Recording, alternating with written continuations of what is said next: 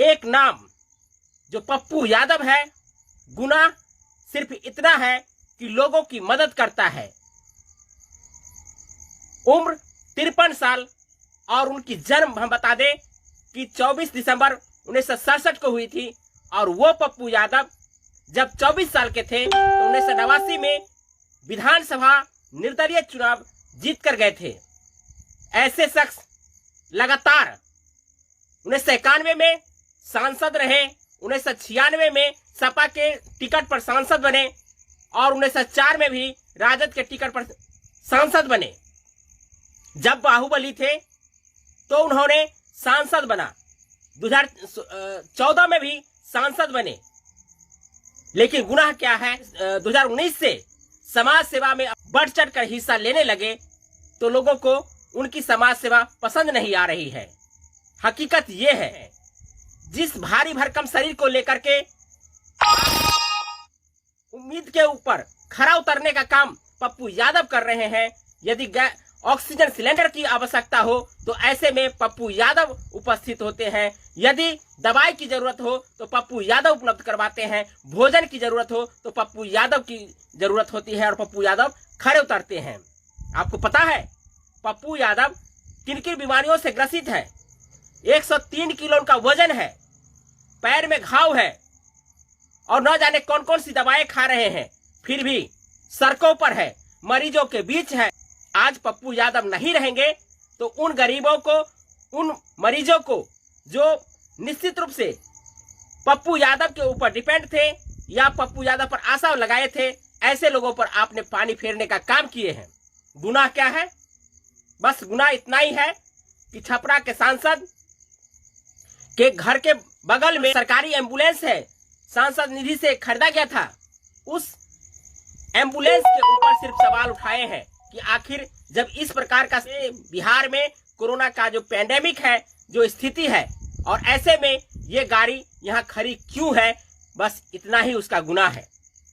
और यही गुनाह नागवार गुजरा है। आपको बता दें कि 9 घंटा तक उन्हें लॉकडाउन उल्लंघन करने के आरोप में डिटेन किया गया और बाद में पता चलता है कि 32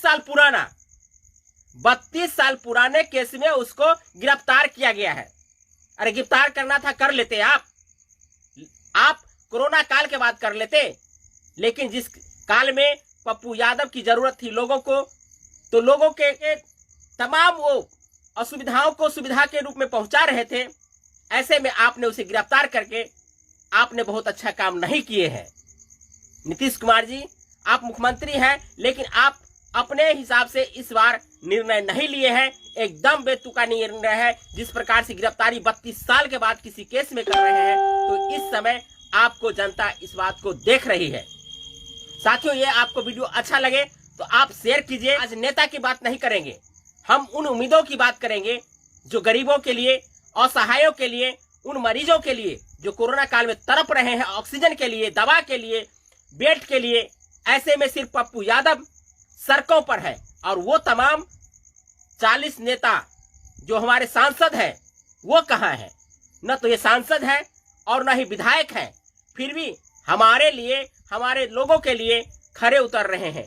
तो ऐसे में उनको दरकिनार किया जा रहा है कि पप्पू यादव 2019 से जब अपना वो बाहुबली वाला जो छाप था छोड़ दिया है, तब से वो चुनाव भी हार रहे हैं।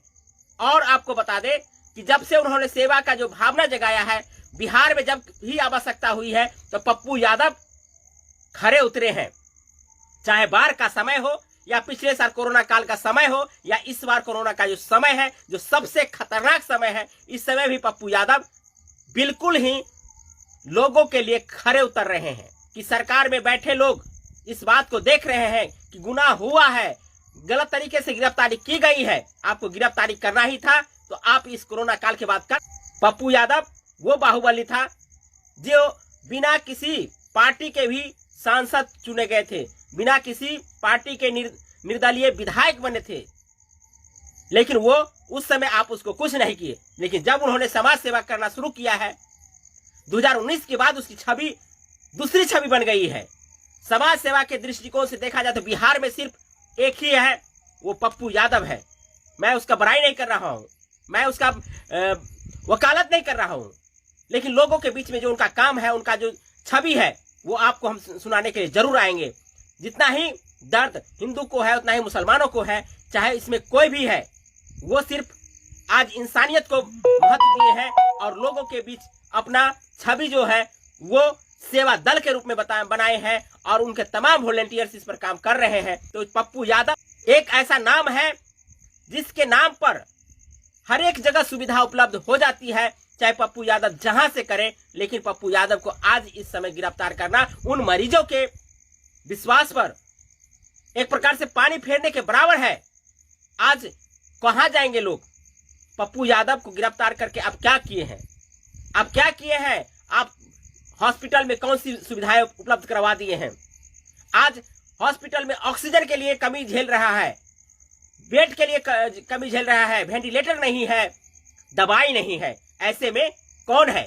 गुनाह इतना किया है कि आपके पैरेलल वो काम कर रहे थे, ऑक्सीजन उपलब्ध करवा रहे थे, जिनको ऑक्सीजन नहीं मिल रही थी वो जान बचा रहे थे। आप भी जान बचा रहे हैं, लेकिन आपके असुविधा के कारण जाने जा रही थी। वो ऐसे में बिहार के अस्मिता को बचाने के लिए पप्पू यादव खड़ा हुए थे। साथियों, आप लोगों को यदि अच्छा लगता है तो निश्चित रूप से शेयर कीजिए, अधिक से अधिक लोग देख सके कि बिहार में किस प्रकार का शासन है। हमको तो नहीं लगता है कि नीतीश कुमार जी का जो अपना छवि था वो छवि इस बार दिखने को मिला है। नहीं तो 32 साल पुराना 1989 का जो केस है, उस केस में गिरफ्तार करना ये कहाँ का और किस तरीका से सही कहा जा सकता है? इस समय जिस समय वो सेवा कर रहे थे, अपने लाव लश्कर तमाम वो वॉलंटियर्स के साथ में लोगों के बीच अपना छवि भी सुधार रहे थे और लोगों की सेवा करके उनके दुख दर्द को बांट रहे थे। तो ऐसे में आपने उन्हें गिरफ्तार करके आप अपनी छवि को धूमिल किए हैं। आपके सरकार में रहते हुए जीतन राम मांझी जी भी कहे हैं कि पप्पू यादव का गिरफ्तारी करना किसी भी तरीके से सही नहीं है। सही नहीं है तो बिल्कुल सही नहीं है, जो सही है वही सही हो सकता है। आपको बता दें कि जिस प्रकार से बिहार में अभी लॉकडाउन है और लॉकडाउन में लोगों को समस्या हो रही है, चाहे वो ऑक्सीजन उपलब्धता नहीं हो रही है या दवाई नहीं मिल रही है, तो ऐसे में पप्पू यादव निस्वार्थ भावना से सेवा करने के लिए तत्पर है। गुनाह इतना है कि सांसद के घर के बगल में एम्बुलेंस की गाड़ियों की लरी लगी हुई है और उस लरी पर कोई काम नहीं है, उसके लिए ड्राइवर नहीं है। बस इतना सा क्वेश्चन है। अरे ड्राइवर नहीं है तो फिर सांसद निधि से उसे खरीदने की क्या जरूरत थी? जरूरत क्या थी? राजीव प्रताप रूढ़ी जी का जो इस प्रकार से बयान आया है कि ड्राइवर नहीं है, ये हंसी का ही एक प्रकार से मखौल, इसको मखौल उड़ाना भी कहा जा सकता है। एम्बुलेंस खरीदने के लिए पैसे हैं, एम्बुलेंस की जरूरत थी मरीजों को ढोकर एक जगह से दूसरी जगह ले जाने की, लेकिन ऐसे में हुआ क्या? हुआ क्या? जिसके लिए आवाज उठाया है, आज उसे आवाज को दबाने का काम किया जा रहा है। 16 साल आपने शासन किए हैं, लेकिन ऐसा निर्णय लेते हुए आपको पहली बार देखे हैं। जनता आपको माफ नहीं करेगी। पप्पू यादव को आप रिहा कीजिए, आप उसे गिरफ्तार कीजिएगा, 89 के केस में ही कीजिएगा, 32 साल पुराने केस में ही गिरफ्तार कीजिएगा। पप्पू यादव वो शख्स है, भागेंगे नहीं। उन्होंने मुस्कुराते हुए कहा है कि हम जेल में रहेंगे, लेकिन तेजस्वी यादव जी आप सड़कों पे आइए। तो ऐसे में हम किसी पार्टी का नहीं बात करेंगे, हम उस इंसानियत का बात करेंगे जिस इंसानियत के लिए पप्पू यादव दिन रात लगे हुए थे। आज कोई भी ऐसा नहीं कहेगा या कोई भी उस पर उंगली नहीं उठा सकता है कि पप्पू यादव ने काम अच्छा नहीं किया है। साथियों, आप लोग कमेंट करके हमें जरूर बताइए कि मिथिला दस्तक का ये सच्चाई क्या आपको गलत लग रहा है? क्या आप पप्पू यादव के गिरफ्तारी को सपोर्ट कर रहे हैं? क्या गिरफ्तारी जो की गई है वो वाकई में सही है?